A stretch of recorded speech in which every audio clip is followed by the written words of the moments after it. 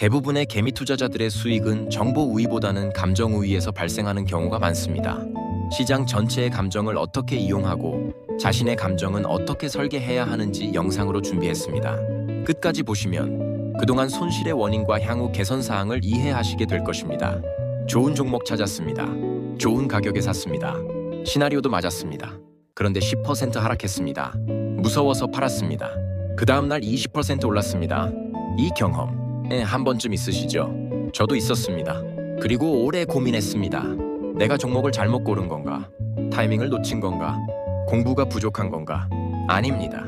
감정이 문제였습니다. 오늘은 그 이야기를 합니다. 고수와 하수의 차이가 정보도 분석력도 아닌 감정 구조에 있는 이유, 그리고 그 감정을 구조적으로 설계하는 방법까지. 그러면 고수들은 감정을 통제하는 걸까요?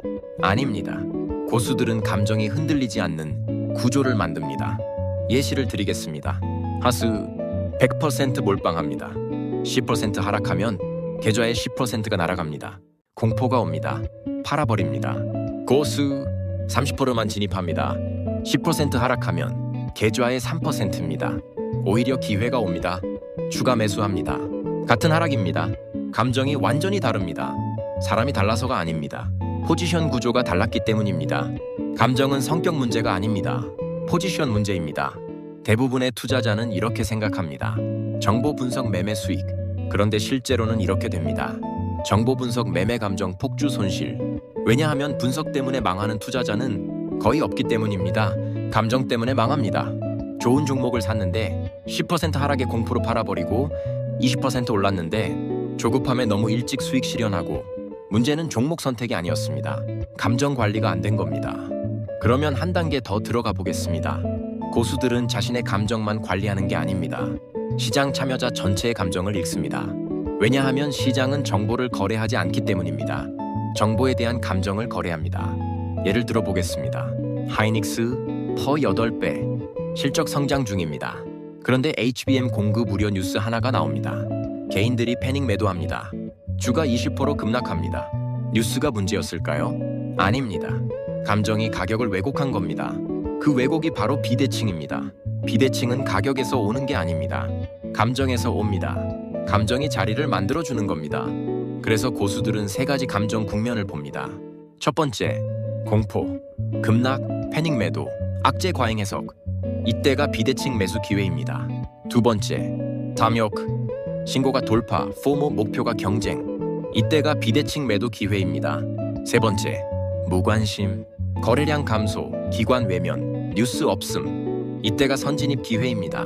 외국인과 기관이 개인과 다른 이유가 바로 여기 있습니다. 그들은 기업을 거래하지 않습니다. 시장 참여자들의 심리 상태를 거래합니다. 지금 시장이 공포인지, 탐욕인지, 무관심인지 그 국면을 읽고 자금의 방향을 먼저 잡습니다. 그리고 그 신호를 수급 데이터로 정량화합니다. 외국인 순매수가 전환됐는가, 기관이 동반 매수하는가, 공매도 잔고가 감소하고 있는가, 거래 대금이 회복되고 있는가. 감정을 느끼는 게 아니라 감정을 측정하는 겁니다. 그게 자금 흐름입니다. 국내 주식시장을 움직이는 주체로서의 외국인들은 어떻게 이런 감정을 이용할까요? 외국인은 종목 분석을 넘어 시장 감정 상태를 데이터로 측정하여 과열시 매도, 공포시 매수하는 전략을 사용합니다. 매번 개인들은 그런 외국인의 유동성 탈출구가 되어주는 경우가 많습니다. 왜냐하면 개인들은 주로 환희에 더 사고 공포에 일괄 매도하는 특성을 보입니다. 이처럼 감정조차 외국인들은 데이터로 확인하고 거래하는 만큼 그들의 동향을 주시할 필요가 있습니다. 그래서 주식 맥락은 거래 대금과 더불어 외국인의 순매매 동향을 분석합니다. 그럼 이걸 실제 매매에서 어떻게 구현할까요? 감정 우위 트레이딩 프로세스 5단계로 정리했습니다. 1단계, 생존, 망하지 않습니다. 현금 보유, 손실 제한, 과도한 레버리지 금지. 이게 먼저입니다. 2단계, 감정 안정, 잠이 오는 비중만 보유합니다. 내일 15% 빠져도 잠이 오는 비중, 그게 적정 비중입니다. 몰빵은 분석 문제가 아니라 감정 설계 실패입니다.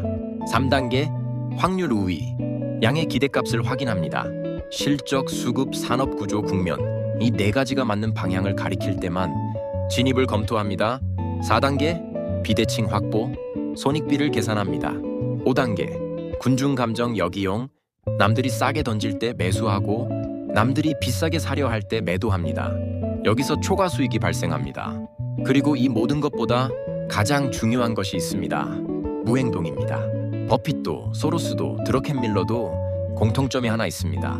95%는 기다리고 5%만 실행합니다. 좋은 기회는 1년에 몇 번 오지 않습니다. 그런데 개인 투자자는 매일 매매합니다. 기다릴 수 있는 능력, 그게 감정 우위의 핵심입니다. 기다리려면 현금이 있어야 합니다. 현금은 수익률 희생이 아닙니다. 감정 옵션입니다. 현금이 있으면 폭락이 기회가 됩니다. 현금이 없으면 폭락이 공포가 됩니다. 매수 전 체크리스트 10가지입니다. 하나, 시장은 지금 공포인가 탐욕인가? 둘, 가격 왜곡이 있는가? 셋, 틀리면 얼마를 잃는가? 넷, 맞으면 얼마를 버는가? 다섯, 손익비는 1대3 이상인가? 여섯, 내일 15% 빠져도 잠이 오는 비중인가? 일곱, 현금은 충분한가? 여덟, 추가 매수 계획이 있는가? 아홉, 손절 기준은 정해졌는가? 열, 지금 내가 흥분하고 있는가? 하나라도 녹아 나오면 기다립니다. 주식은 감정 거래 시장입니다. 시장의 감정은 이용하고 자신의 감정은 구조로 보호하는 것입니다. 주식 매매는 결국 모든 기본기를 섭렵한 뒤 감정 관리로 귀결됩니다. 기계화해야 하는 이유, 원칙이 중요한 이유, 리스크 해칭이 중요한 이유, 표면은 수익률 관리처럼 보이지만 본질은 감정의 동요로 무너지지 않게 하기 위한 구조 설계입니다. 마지막으로 한 문장으로 정리합니다. 시장은 감정의 진자 운동입니다. 공포와 탐욕이 가격을 왜곡합니다. 나는 그 왜곡을 기다립니다.